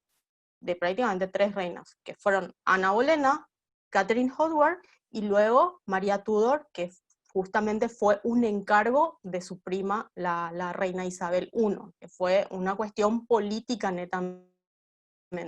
Entonces, la participación de la mujer en las cuestiones políticas de Inglaterra estaba prácticamente anulada, también mismo desde la parte burguesa, ¿verdad? Desde la parte política en sí, porque ya traían un temor de repente un poco infundado desde que se le coronó a Isabel I, aunque Isabel también demostró una cierta tiranía y poder sobre las cuestiones políticas que avasallaban Inglaterra. Sin embargo, no, la Revolución Francesa sí tuvo ya un mayor activismo, porque concuerdo plenamente con lo que dijo Marcos, era ya una revolución en donde se buscaba una igualdad más que una libertad. Y por otro lado, Carlos, él es paraguayo igual que yo, podemos coincidir de repente que en lo que hace, digamos, a la historia de Paraguay, de nuestra independencia, tiene un poco algo de la Revolución Gloriosa y por supuesto tiene algo de la Revolución Francesa. En nuestra independencia, para conseguir nuestra independencia, nosotros no derramamos sangre, es una historia bastante conocida en toda la región, no hubo derramamiento de sangre, fue pacífica, se asemeja mucho a lo que fue la Revolución Gloriosa. Sin embargo, posterior a eso, justamente volvió a impartirse un tipo de tiranía, una especie de dictadura a través del doctor Gaspar Rodríguez de Francia, con una previa de también fusilamientos a supuestos traidores de la patria que eran próceres con los que él logró una independencia paraguaya. Pues una cuestión, digamos, coyuntural de la época que, como yo siempre digo, la historia no está para ser juzgada, sino más bien para ser estudiada. ¿Por qué? Porque Rousseau influyó mucho en las ideas del doctor Francia en sí, ¿verdad? El doctor Francia se había capacitado en todo lo que era el contrato social, lo manejaba al dedillo y trató de imponerlo a través de su tiranía en lo que fue la posterior historia de Paraguay después de la independencia. Y por otro lado, también quería recordar un poquito sobre el tema económico que trajo la Revolución Francesa, con lo que hace a la inflación. ¿Por qué? Porque después de abolir el feudalismo, como bien Antonio Escotado habla en una parte de su libro Los enemigos del comercio, ¿verdad? Esta asamblea que se impuso promovió reformas de hacienda pública, como por ejemplo el famoso impuesto directo y progresivo sobre la renta, el impôt foncier, lo conocían, que fue justamente recomendado por Turgot, ¿verdad? Entonces, también consideraron la imposición de ciertos pagarés que limitaban a la oferta de productos. Hubo una revuelta de lavanderas, etcétera, en la época. Por lo tanto, esa inflación se disparó y ellos condenaban al comercio, digamos, simplificando justamente la provisión de esa oferta, y los precios se dispararon, era algo imparable. Por eso justamente Antonio Escotado lo llamaba en ese entonces, en su libro, la revolución de la traición prácticamente, la revolución traicionada, porque a la par que se exigía un aspecto de igualdad para todos, cansados del feudalismo a través de la burguesía, ¿qué pasa? La tiranía alza una revuelta, ¿para qué? Para subyugar al pueblo y apretarlos con lo que eran los impuestos, creando incluso el impuesto progresivo a la renta, cosa que no sé si les suena parecido hasta ahora, incluso las revueltas de los oferentes, de los productores en esa época, la famosa historia de los panaderos que fueron guillotinados por no querer bajar los precios, etc. O sea que también estas revoluciones implican un aspecto económico, no solamente social, en todo lo que hace la repercusión, ya sea para la revolución, justamente para la independencia de los Estados Unidos, y también para la revolución de países de Latinoamérica. Nada más quería aportar. Gracias, Lu. Muchas gracias, Paola. Bueno, ahora vamos a leer otra pregunta de Carlos Moratorio y después vamos a escuchar un aporte de Hugo Kuhlman, ¿sí? La pregunta de Carlos dice: le preguntaría a Edgardo, según su opinión, ¿cuál fue el mayor aporte de la Revolución Gloriosa a la historia política europea y luego americana? Sí, muy buena pregunta. Yo me referí en mi exposición a uno de los tantos pensadores empiristas, existió otro pensador llamado David Hume, que también influyó mucho, y este pensamiento que nace en 1688 tiene una fuerte influencia en lo que es el constitucionalismo, la instauración del orden constitucional americano, y posteriormente llega a las ideas de Alberti. Se mencionaba, recién Paola mencionaba que sí, es cierto, en su momento la idea rusoniana se imponía, tal es así que también Alberti tenía en sus años mozos ideas de Rousseau, del contrato social. Pero hay una gran diferencia, y esto, por ahí se lo menciona en el chat, se lo menciona Armando Rivas. Yo soy un poco seguidor de sus lecturas, y hace una clara diferencia a la cual suscribo. La gran diferencia, Rousseau, Locke y Hobbes son contractualistas, pero tenemos que determinar qué tipos de contratos y cómo inciden en el individuo. Claramente, el contrato social de Rousseau tiende al bien común, es decir, que por el bien común, si uno tiene que ser aniquilado, no había dudas, debía ser aniquilado. En cambio, el contrato social que propone Locke es de consenso y consentimiento. Tal es así que él dice que el Parlamento no puede sancionar una ley si ésta no tiene el consentimiento de los súbditos. Hablaba de súbditos o hablaba de, si bien es una palabra fuerte hoy en día, pero hablaba de que reconocía en el individuo sus derechos y sus libertades. O sea, Francia, bien común, Inglaterra, reconocía a cada individuo sus propios derechos. Ahora, bueno, Hobbes también él consideraba que el estado de la naturaleza era un estado de guerra total y que para asegurar la vida de esa persona que estaba en el estado de naturaleza había que hacer un contrato en virtud del cual se sometía a rajatabla al individuo a las órdenes de un autoritario.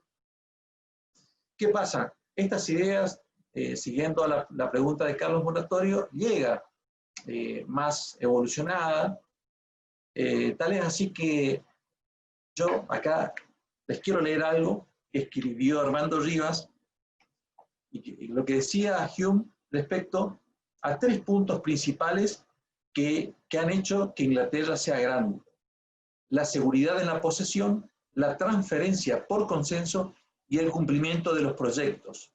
Esto, para Armando Rivas, determinó la transformación del mundo. Y esto es si usamos el mismo procedimiento empírico de interpretación de la historia, es claro, desde el Neolítico, desde Adán y Eva, la humanidad vivió en una pobreza extrema, y llega esta etapa de la Revolución Gloriosa, ¿y qué pasa? Hay un cambio del nivel de vida que ascendente, automáticamente. Estamos a 300 años de ese gran hito histórico. Y eso es un poco lo que también sé que en la Constitución española, hablando de Europa, tiene algo de influencia los pensadores escoceses y empiristas que han dado estas grandes y revolucionarias ideas. Es un poco lo que le puedo responder a Carlos. Muchísimas gracias, doctor. Muy bien. Ahora va a ir el señor Hugo Pullman, y después va a ir Marcos, que quiere aportar algo a la exposición. Sí, buenas tardes. No, mi aporte es simplemente para dar una visión alternativa, en el sentido de que como advirtió recién el doctor Carranza Torres, la Revolución Gloriosa lo que aporta es la limitación del poder. Ese es el fenómeno sorprendente que aporta. Pero no, yo no creo que sea una cuestión de idiosincrasia inglesa, ni que ellos sean más astutos que los europeos continentales. El problema era que la dinámica histórica del continente y la isla fue diferente. Digamos, desde el siglo XII, XIII aproximadamente, las coronas se fueron concentrando. A mi modo de ver, es un error hablar de países, porque en realidad eran casas reinantes. Casas que no siempre tenían límites territoriales, digamos, no ejercían el poder en términos de territorios soberanos como los estados-nación actuales. Eran casas que a su vez tenían propiedades y tenían alianzas con otras casas, y así se ejercía el poder. En el continente, las casas gobernantes se fueron fusionando y fueron absorbiendo a pequeñas aristocracias y se formaron las grandes monarquías de Francia, de Austria, de España y demás. En Inglaterra, por un problema de debilidad intrínseca de la casa reinante, nunca logró eso, porque las fuentes de financiación de la casa gobernante en Inglaterra se reducía a sus propiedades y a una serie de cosas adicionales, por ejemplo, algunos puertos y demás. Pero como esta gente siempre quería entrar en guerra, normalmente trataba de cobrarle impuestos a las otras casas aristocráticas. Y ahí aparecía el problema de, si yo te cobro impuestos, me tenés que dar autorización. Ese es el tema del impuesto consensuado. Entonces, en Inglaterra siempre la casa gobernante fue muy débil. Nunca terminó de eliminar esas aristocracias intermedias. De hecho, hasta hoy subsiste, por ejemplo, la Cámara de los Lores, que es una aristocracia. Ese aspecto, que es ese origen no democrático del poder, es lo que produce el cambio de la Revolución Francesa. La Revolución Francesa, con todos sus defectos, no los discuto, todo lo que dijeron sobre los efectos inmediatos de la francesa son correctos. Ahora, lo que hace la francesa es cambia radicalmente, y por eso es una revolución, el origen del poder. Digamos, desde la caída del Imperio Romano, el único factor de coalición política que había era la religión. Entonces, los reyes eran nombrados por los papas. Después se armó todo un problema de la guerra de la iglesia con la espada, pero en definitiva el poder político era dado por la religión. ¿Por qué?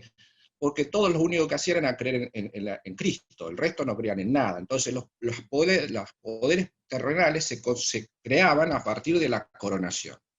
Cuando Enrique VIII se decide romper con la Iglesia Católica, lo que hace es crear su propia iglesia con su propia legitimidad religiosa, y eso genera un problema interno que, por supuesto, la pagan todos los que eran anglicanos, digamos, a los escoceses, a los irlandeses, los mataron como moscas, no eran tan tolerantes los ingleses con los que no eran anglicanos. De hecho, la mayor parte de lo que se fue a Estados Unidos fue corriendo de las persecuciones religiosas que había en Inglaterra. Entonces, en realidad Inglaterra es un fenómeno muy interesante porque producto de esa debilidad intrínseca de la monarquía, el poder se va generando y se va creando limitado. Después evoluciona y tiene un poder limitado. Ahora, la importancia de la gloriosa a nivel histórico es porque históricamente en esa época Inglaterra era irrelevante.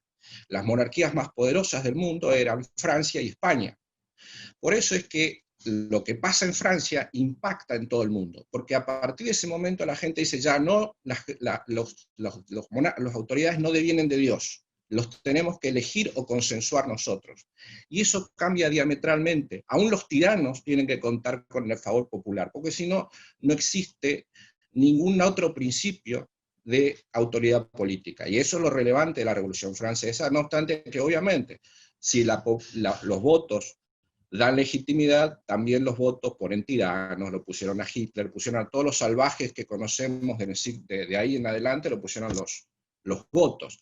Pero lo importante es que la Revolución Francesa salta al vacío al destruir el principio tradicional de autoridad política basada en un criterio religioso. Eso nomás. Gracias. Muchísimas gracias. Permitime, Luciana, que temporalmente es la Revolución Gloriosa la que pone fin a la larga tradición de la monarquía absolutista de tradición religiosa. Tal es así que el enfrentamiento con los católicos, y el propio Locke dice que los católicos no deberían ser tolerados porque ellos obedecían a otro príncipe extranjero, que era el Papa. Ellos fueron los primeros que han puesto fin a la monarquía divina. Ellos fueron los que han puesto límite a la monarquía y la han declarado terrenal. Perdón, esa es mi discrepancia con el colega. Dale, muchas gracias. Ahora vamos a escuchar el aporte de Marcos y posteriormente al señor Hernán Alcolea. Marcos. Sí, yo estuve escuchando a Paola, al señor Kuhlmann, muy interesante lo que dijo también, y después quería hacerle una mera pregunta al señor Jorosz. Es muy interesante lo que dicen el tema de la economía y el tema de la política. Se sostiene, hay algunos autores que dicen que los revolucionarios, sobre todo los intelectuales, no me refiero a la gente popular, sino yo digo el círculo intelectual que creó la revolución, que ideó la revolución, se dice que ellos odiaban a la Edad Media, porque en la Edad Media, y esto es algo muy gracioso, se sostiene que la Edad Media era muy parecido a un estado anarcocapitalista, no en el sentido literal, pero es porque en realidad todo era privado, incluso hasta un puente era privado, había que pagar peaje, y no le gustaba demasiado a los reyes eso. Y en este sentido lo que hace la Revolución Francesa, y este es el modelo de democracia de la Sieyès o el Condorcet, crea un modelo basado en la soberanía nacional. Es decir, se crea un ente jurídico que es abstracto, que le llaman nación, que supuestamente es el que justifica el poder político ahora.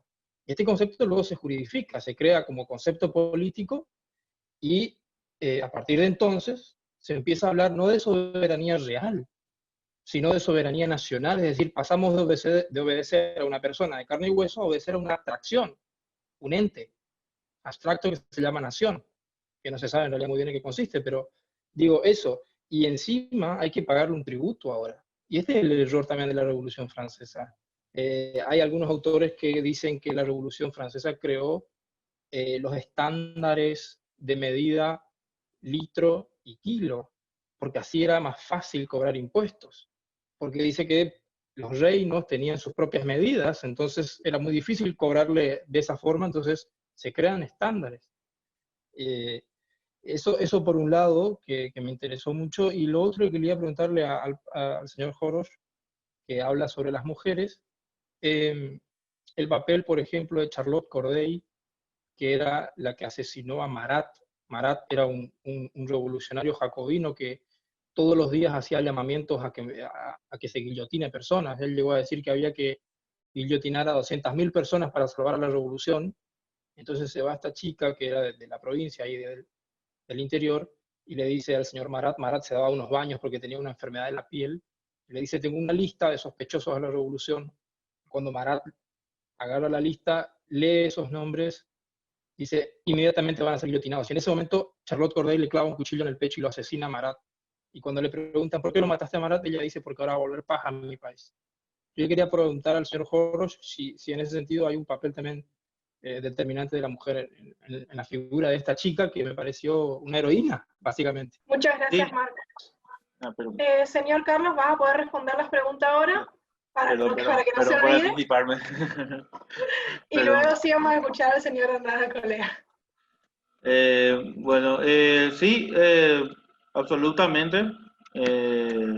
Lo que pasa que, al contrario, justamente lo que habíamos visto con la Revolución Gloriosa, que no es fácil visibilizar el papel de las mujeres, justamente también por lo que habían aportado también los otros miembros de este foro, justamente hablando de los ajusticiamientos a las mujeres, el terror hacia la mujer que prácticamente también habría limitado mucho la participación de las mujeres, pero justamente en la Revolución Francesa hay una gran cantidad de mujeres y una diversidad, una rica diversidad de papeles diversos, y justamente el papel también de esta mujer que a justicia, que está también retratada, es una imagen muy popular en una de las pinturas de la muerte de Marat, y refleja la gran cantidad de roles que cumplieron las mujeres antes, durante y también en lo que podría ser la etapa final también de la Revolución Francesa. Y justamente eso me da muchas más pautas de ver, me da mucha más curiosidad por el contraste de la traición hacia la figura de la mujer, la traición hacia la causa de la mujer, de dejarla nuevamente, relegarla nuevamente a un papel bastante similar a lo que tenía con la monarquía. Pero sí, es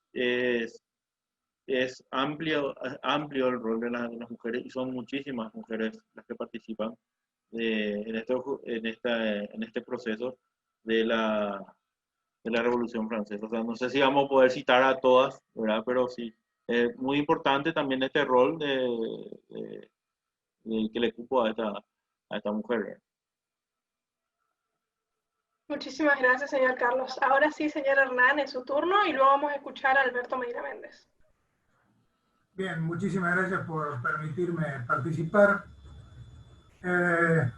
Algunos de los que hablaron previamente a mi persona se me adelantaron en lo que yo iba a comentar, pero bueno, quiero redondear algunas ideas que me parecieron muy buenas y rescatables. En definitiva, la gran diferencia entre la Revolución Gloriosa y la francesa existe en el empirismo que utilizaban los ingleses a la filosofía utilizada por unos teóricos franceses y, digamos, europeos continentales, que en definitiva terminó en una dictadura, porque Rousseau lo que pretende es la dictadura de las mayorías y la razón de Estado, que después también se nombró. De ahí, bueno, vemos la historia que siguió hacia adelante Inglaterra y, por supuesto, Estados Unidos, con la Revolución Americana como hija de la Revolución Gloriosa, y el camino que siguió Europa, que no es exactamente el mismo. Esa es la gran diferencia. Y algunas cosas de la Revolución Francesa fueron rescatables. Cuando se habla de la economía y del sistema de medición, el sistema métrico decimal es un invento de la Revolución Francesa.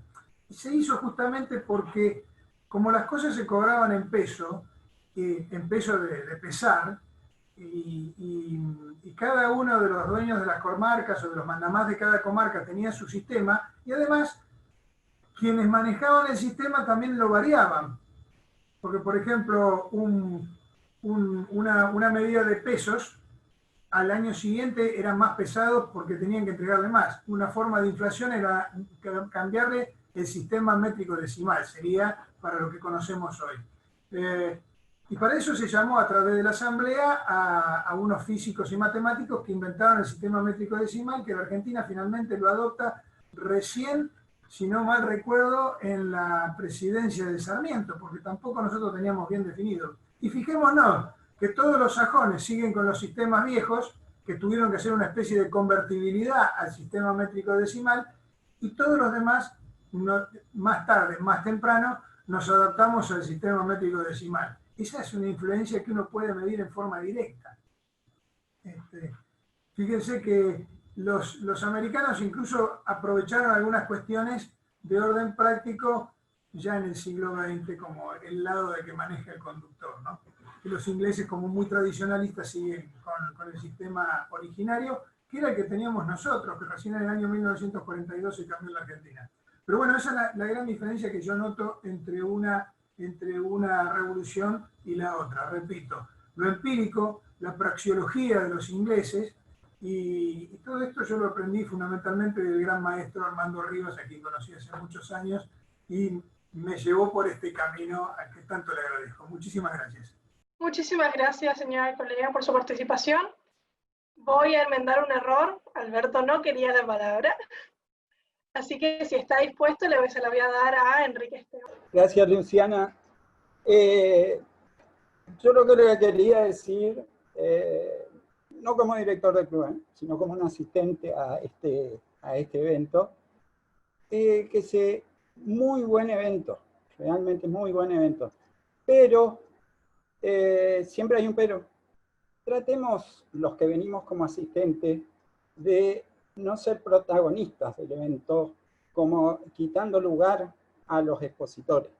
Seamos breves en nuestras alocuciones, las cosas que agregamos que sean puntuales, muy chiquitas, y que enriquezcan el debate, porque realmente les digo hoy, vengo de una semana bastante ajetreada y por ahí uno está cansado y todo lo demás, llega un momento que las alocuciones se vuelven tan largas, pero tan largas, que uno tiene ganas de dormir una siesta a veces.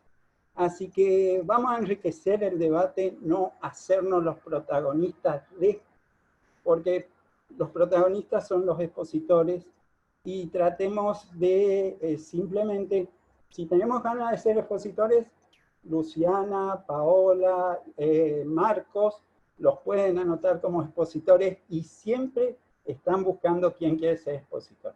Eso nomás, Luciana. Muchas gracias, Enrique, por el aporte. Vamos a leer una última pregunta, y si alguien más quiere participar lo puede decir, pero ya vamos dando finalizado el conversatorio. La pregunta dice: ¿se podría considerar como revolución al derrocamiento y asesinato de Nicolae Ceausescu en Rumania por el empobrecimiento sostenido de la población? Que claramente fue una revolución, fue un cambio, una revolución en términos incluso de Julio Abelardo Ramos, una revolución violenta, sin dudas, sin dudas. Por eso es que justamente hay mucha perplejidad en cuanto, si volvemos a la revolución de 1688, cómo catalogarla y cómo definirla. Quería agregar esto que es importante. ¿Por qué? Porque es un dato de color. Y yo hice referencia al cambio gradual y a la evolución del pensamiento de Locke. Y este conde de Shaftesbury, que se llamaba Anthony Cooper, dicen muchos historiadores que es el Engel para Marx. Lo que quería referirme antes de que se termine este conversatorio, para tener un poco la idea de cómo todos los pensadores de algún modo van teniendo una evolución y van mejorando las ideas. Una cosa fue Locke en Oxford como joven, otra cosa fue como asistente del conde, y otra cosa fue como exiliado, ya más maduro, en donde se cree que ahí escribió sus ideas fundamentales, que ha coincidido con la Carta de Ciudadanía, digamos, con el Bill of Rights de 1689, que se firma entre el Parlamento y el monarca Guillermo de Orange. Gracias. Muchísimas gracias, doctor Delgado. Bien, cerrando este homenaje, les voy a invitar al próximo homenaje, que se va a tratar sobre Mariano Moreno, por esta misma plataforma, el próximo sábado a las 18, y haciendo hincapié en lo que dijo Enrique, los invito a anotarse como oradores, no solo en nuestro ciclo de homenaje, sino en los demás ciclos que tiene el club. Desde ya, muchas gracias por su participación y que tengan un lindo final de día.